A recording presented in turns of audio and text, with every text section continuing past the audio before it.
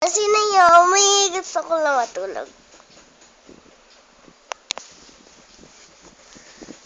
Iinom na ako ng madaming tubig para tuwaas. Ano naman tubig daw? Ano naman tubig? Para madaling gumaling.